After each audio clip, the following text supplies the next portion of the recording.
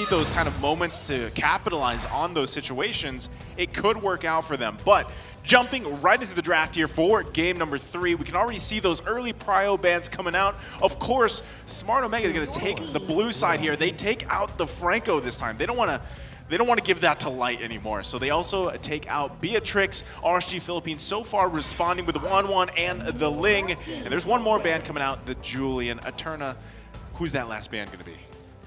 That's definitely on the table. It could be the Valentina, but like everyone has mentioned so far, it's starting to reap a sort of reputation that the Valentina is a little bit overrated. So it is going to be the Akai band coming through for the side of RSG Philippines, and we'll see what Omega has opted, and it's going to be that Fanny. Okay. Wow. So I'm they wanna really go this surprised that Fanny is the first pick here, given that RSG has a lot of potential to find counter picks for this Fanny. So I'm not sure. We haven't really seen Light play the Kufra though, so it might not be a counter. They might not pick this up as a counter, I think. Well, Light plays the Kufra. I mean, it's in his kind of back pocket, but yeah, he could decide to take it, could decide not to, because there's still a lot on the table here, especially if, let's say they want to prioritize getting that XP lane priority. That could be, you know, the Esmeralda, which we've seen from game after game here. But at this point, in a couple seconds, we'll see what they go with, and there you go. It's going to be the Esmeralda plus the Xavier. They lock that in, not wanting to go in the hands of Etu Max. This really sets them up for good CC, good damage later on. Now, Smart Omega has to respond, right? They've already showed their cards with that early jungle pick, so that's showing confidence in what Rising can do on this Fanny. Maybe this time he's going to be able to be a little more proactive on those early objectives, doesn't want to just give them up like he did the previous game. If they want to be crazy, they can pick up the Angela here. Angela Fanny combo. So going back to the girth. Yeah. Okay, we'll see here. The next 2 picks coming in There's from Claude. Omega is going to be that Claude. Okay, put into that gold lane. But we're going to see the last pick here. Honestly, I'm quite excited. We have 3 seconds on the clock. They could also option. There's another option, which is to take that Kufra. So that's also preventing the side of RSG. But no, it's going to be the Dairoth instead. So they do want to find a way to be able to counter that Esmeralda in lane, prevent her from being able to, you know, have as much impact, especially after that laning phase. And I think RSG PH, they pick up the Krufa after also the direct counter to Fanny here. But RSG, I think it's important for Omega here to take that Dairoth, because RSG has been relying a lot on that early game aggression, on that momentum in the first few minutes of the game. Taking that away might mean that Nas has a harder time in his lane matchup as well. We're gonna go ahead and proceed into phase 2 here of the picks and bans. Omega taking out that Lancelot and RSG removing the Yi.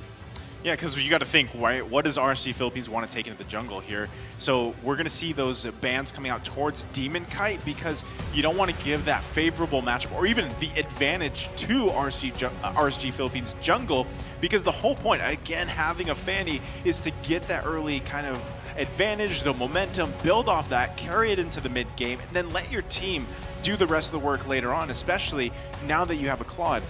Could we see another Angela pick here?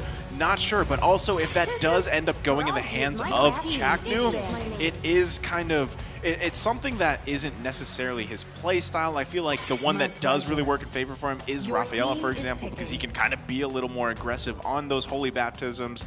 But last bans here, RSG Philippines takes out the Diggy. Smart Omega takes out Demon Kite's comfort pick, actually the Karina here, so they have an option. They have quite a few left open here. What has Demon Kite used in the past for that jungle position? I guess he's used the Paquito before.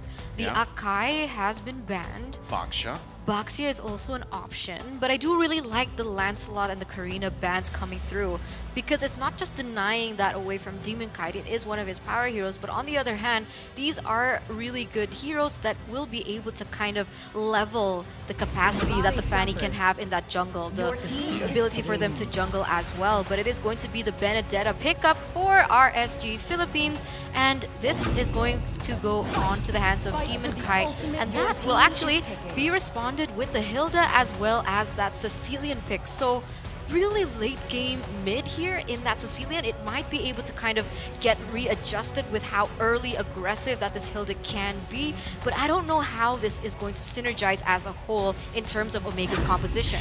Well, the thing is, Omega's composition hasn't really been very synergistic in the past 2 games as well, and somehow they've been able to pull that off, at least in game 1. RSG gonna go ahead and pick up the carry as their last pick here on the marksman. I guess Iman did perform pretty well on that, so going to bringing that into round 3 here. But we have, ladies and gentlemen, rounded up the drafts for the 2 teams here, RSG as well as Omega. Remember, this is game number 3, so whoever gets this game is going to get a bit of a momentum. It's a lead over the other team. Yeah, we can see this last look of the team compositions here as they load up for game number 3. Advantage-wise, it really depends early aggression or late game potential. Both teams having other win conditions as well, plan B. But now we're going to load into the land of Dawn. Welcome to game number 3 here. It's 1-1 RSG Philippines versus Smart Omega.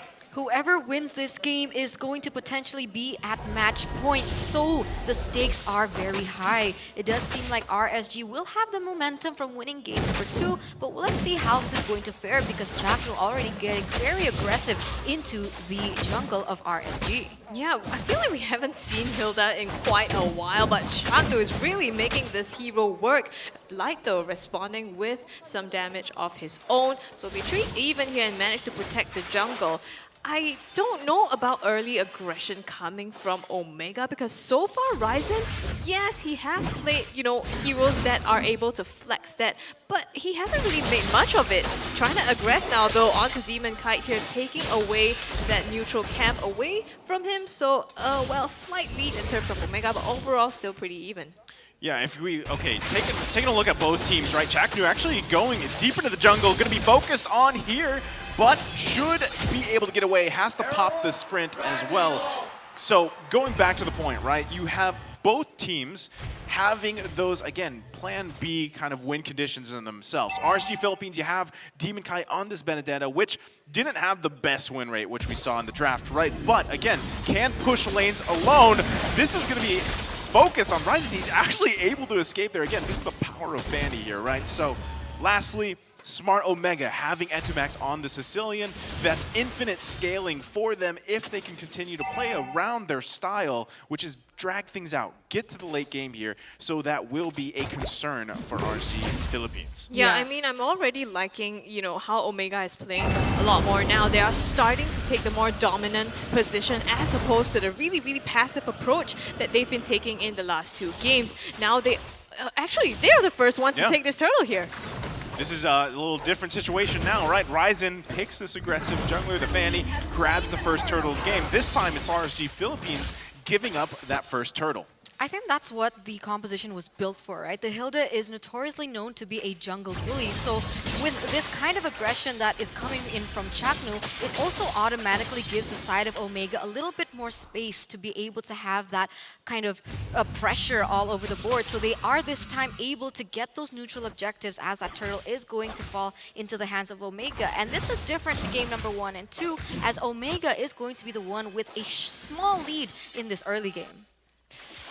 There's something that I noticed. Kelra has actually picked up the sprint here. So even though he's on the clock, he's not going to go for that flicker blazing duet combo. And I find that a little worrying. I mean, he does have Iman who's going to be really, really safe in the backline as well as Aqua, so might not be able to reach that in if he tries to pull off that team fight. In the meantime, Nasia getting aggressed on here by Chaknu and Renzio, taking a lot of damage. The shield pops up, but not enough. Wow. Actually, no, the Dawning Light saves him from downtown. So Nas managing to live to see another day. Demon Kite with the final blow onto Renzio here. Dives the turret, takes some damage. Ryzen. And here is Ryzen to clean up the fight. He manages to secure that kill, and first blood goes to Omega. Kelra popping the blazing duet downtown, getting a kill off his own. Potentially no. Light goes in. Flicker combo doesn't connect and will have to disengage. Light trying to do a maneuver there that looks familiar over on the side of Smart Omega, but not able to pop that off. So right now, good start here this time for Smart Omega, especially Ryzen, right? This is exactly what you want to do. This is your game plan on a Fanny. Get that early kill. He got the first blood. Transition that over for the rest of the team. And like you said, right, Kelra's playing with the sprint here on this Claude. We've seen a couple different spells being picked up by the Claude players, whether that's the sprint, the flicker, or even Vengeance. It depends really on what their game plan is, how they want to play around that blazing duet. And right now, fighting for the turtle here, gonna push Demon Kite back. The Dawning Light does come out, forcing Renzi to go back with another kill in the bottom lane. It's gonna be a solo kill for the gold laners. Again, Ryzen securing a turtle.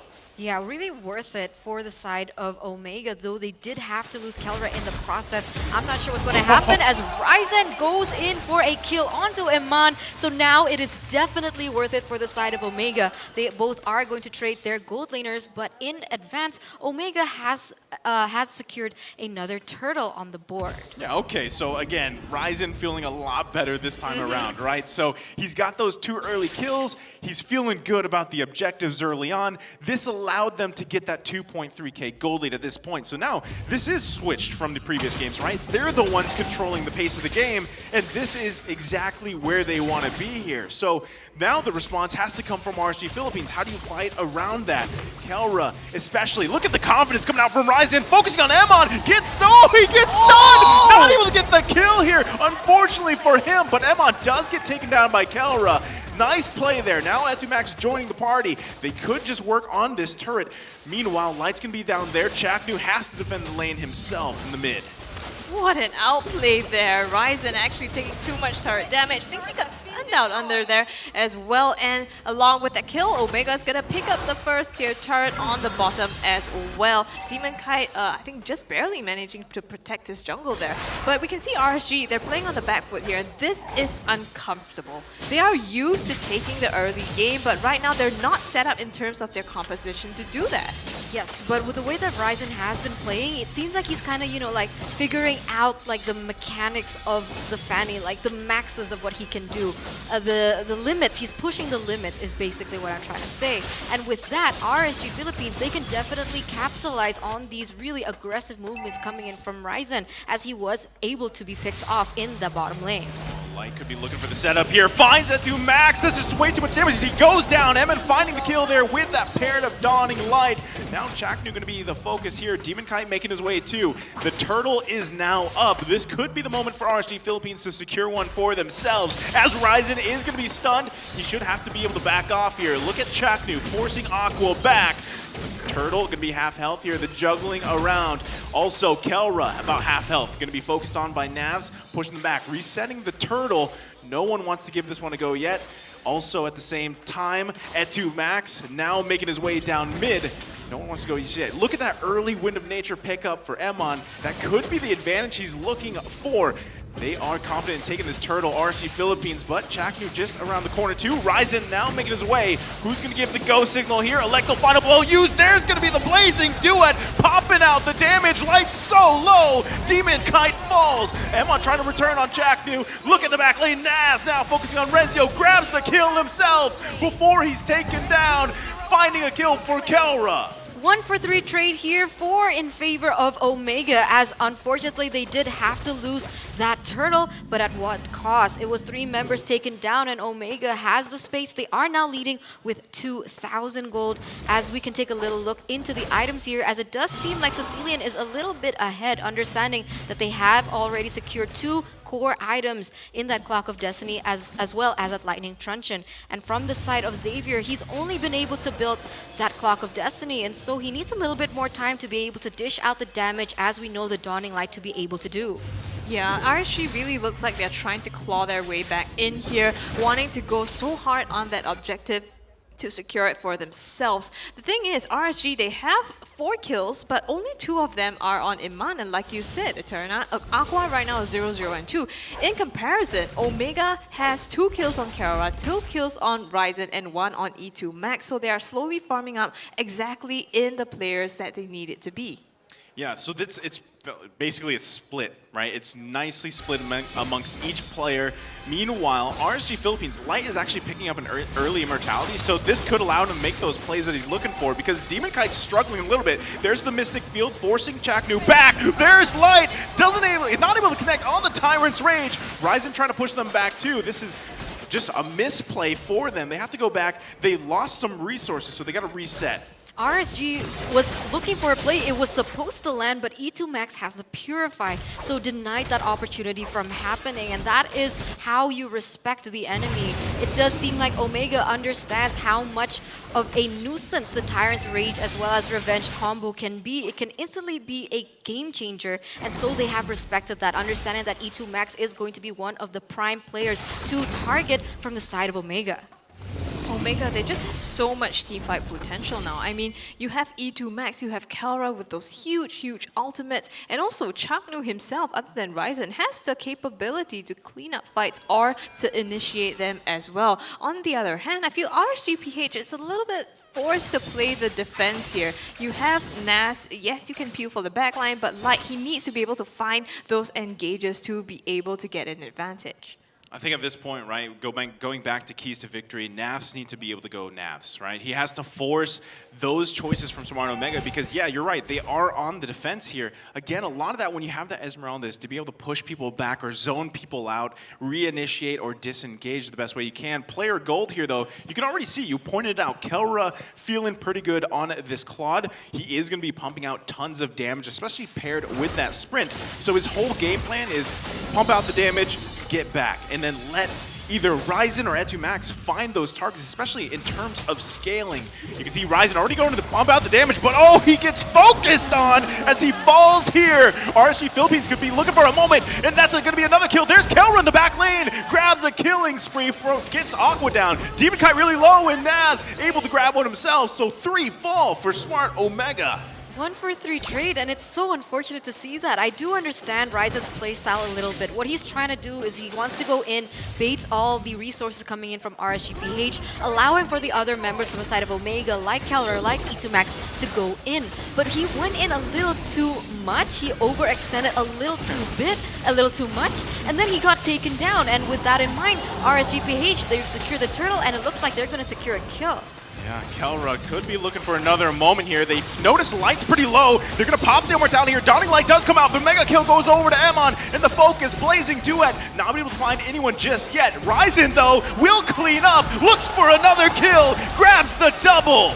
Oh, RSG, they were so low, and now E2 Max shuts down them as well. It's gonna be 3 kills there on the side of Omega, traded for 1 Chaknu, so super worth it. RSG, I feel like they overstayed their welcome a little at the Lord, and capitalizing on those low HP bars, you know that Ryzen's going to come in with the slice and dice, but the Dawning Light comes through with enough damage. Still going to be Omega taking down this mid-tier 1 turret.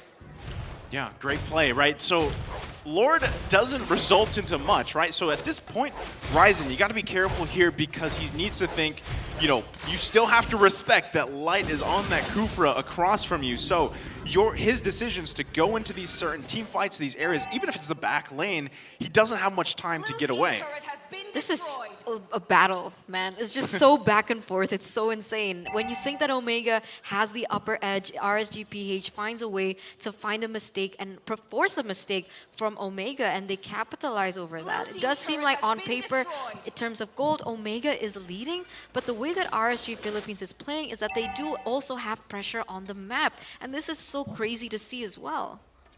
Yeah, I mean, they are really even, right? We are 12 minutes, almost 13 minutes into the game now. The gold is completely split even. And the thing is, we have seen this for the past 2 games as well, that the games could go any way at all. Light tries to go in with the Tyrant's Rage, lands it on Chaknu here. Too much damage. They're trying to disengage here. Light flickers out, but the Bats Feast catches him with the damage, and E2 Max gets the kill here. And Omega, they look really happy with that, going to just retreat for now. Again, this is what they have to do, right? Find those moments where RSG Philippines is going to mess up here. Kelra able to grab that turret. So now the objective is find that space, find the space advantage so you can move around. They do have 1 turret over RSG Philippines, so they can work with that.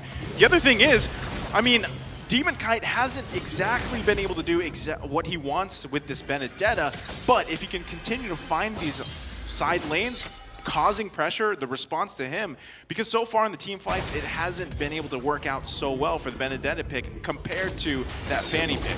It's wreaking havoc, though, onto the formation of the side of Omega. Let's say they want to go for an objective, and RSGPH, they go for it. But with Demon Kite being able to put pressure on these side lanes, like you mentioned, it actually causes a little bit of chaos in Omega's plan. But when I say that, the same thing can be said for the side of Omega. They do have Ryzen on the Fanny who can actually duplicate and implicate the same things in the game. So it all comes back down to whoever hits first. Yeah, remember game 1 when Ryzen almost just snuck into the base and took the crystals? So yeah, that's possible right now. Calro's actually going to go ahead and continue to work on this Lord, less than half health here. Light could be looking for his setup, trying to get some information. Ryzen now joining this area.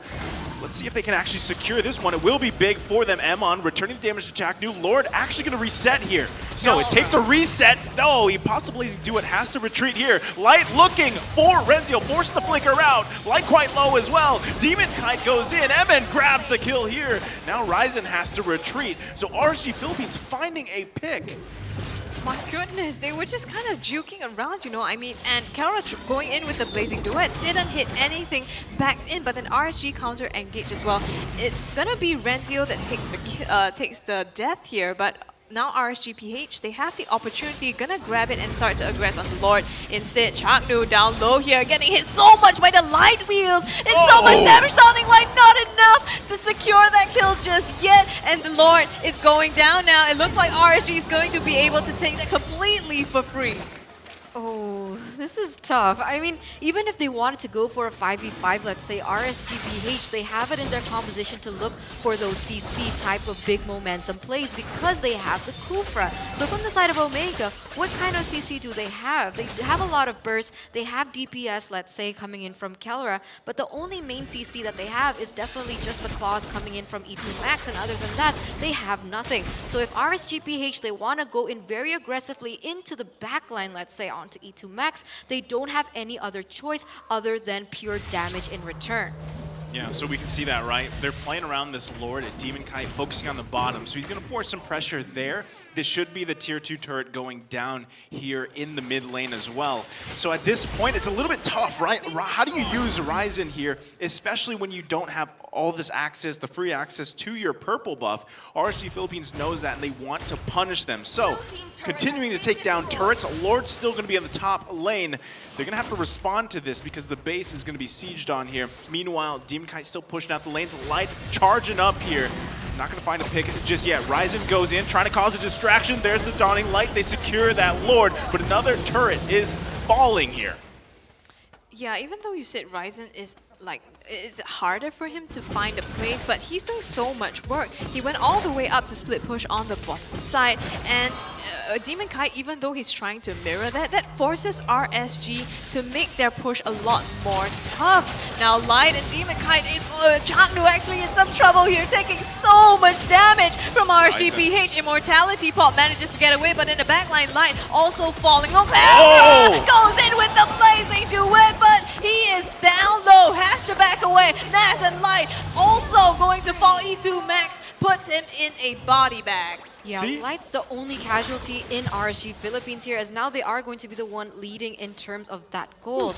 But as you mentioned, it's really difficult. I mean, if they want to go in, they don't have that sort of like playmaking capacity in them to be able to just wipe them out as a whole. Yeah, that's the point, right? Like, each member of Smart Omega has to just find those moments, because what we saw there is, again, Calra using the Blazing Duet, trying to get people as low as possible on RSG Philippines. Ryzen comes in and tries to clean up. If not, then you can see here, E2 Max picking up a Divine Glaive, right? He's already got a ton of stacks. You saw the damage potential on top of it. So it is just going to be a team effort for Smart Omega to really just win those big team fights, especially now at this point, right? Those immortalities are going to be coming online for RSG and the next Lord in about 5 seconds. That's the thing about RSG. Now that you pointed it out, they do have the immortalities. Oh, Chaknu, too much damage. Aqua secures the kill. First one to go, and now E2 Max pops the Bat Feast, tries to find someone, but the Mystic Field catches him instead, and Mass finds the opportunity with the falling Star Moon. They try to disengage now. Omega on the back foot. It's gonna be RSGPH turning their sights to start up the more oppressive positioning on the Lord. Yeah, this should be a free one for them, right? The wave is pushing in the top. Renzio trying to just keep an eye on them. Meanwhile, they're going to go work on the mid lane pressure too.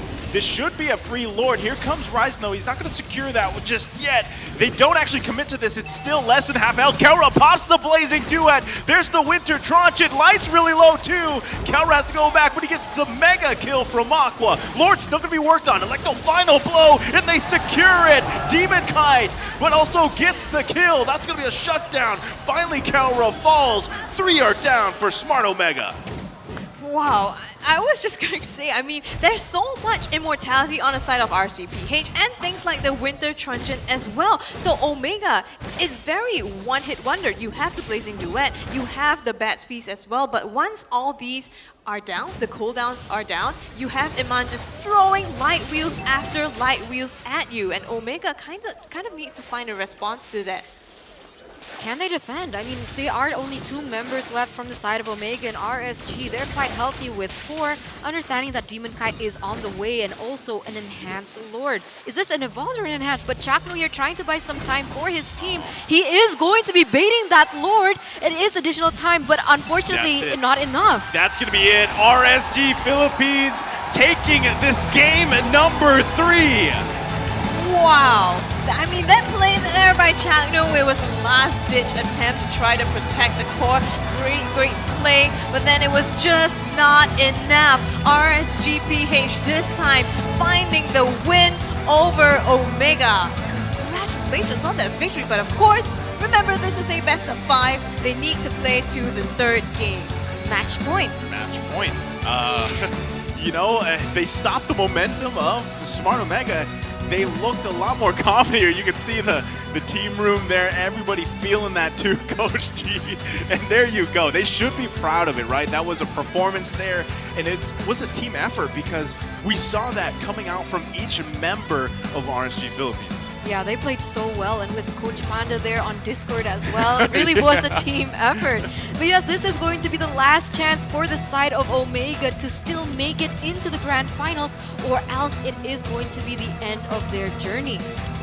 Yeah, tough for a tough position for Smart Omega to be in, but very comfortable, I would say, right? They've been here before. They can still turn things around. They had the right idea in that game too. I mean, we saw it. We saw the early momentum in their favor, and unfortunately, it was kind of pick after pick that kind of happened that just turned it in favor for RSG Philippines. So, hey, let's let the best guys do it. Go ahead and break that game down. Let's pass it to the analysts.